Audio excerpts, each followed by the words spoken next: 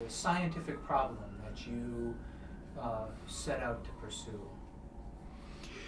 Well, I really have been interested in the cell and how the cell works, how the cell communicates with other cells, and how the billions of molecules in the cell dialogue with each other and do what the cell is supposed to do.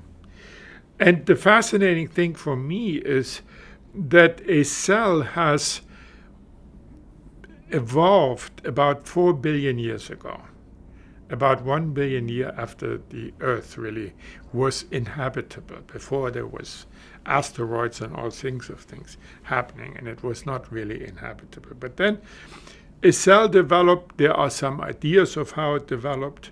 It took a long time. But that cell was endowed with replicating and make other cells, right? And that cell division has continued uninterrupted for 4 billion years. Now, tell the public this, and they don't understand that.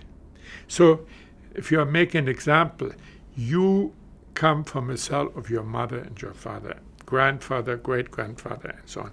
And it goes back through continuous cell division to that cell that originated 4 billion years ago.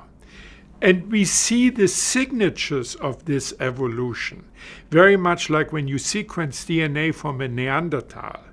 We can say how the Neanderthals migrated, where other people migrated from their bones. So we have signatures in our present cells from the 4 billion years old cells, right?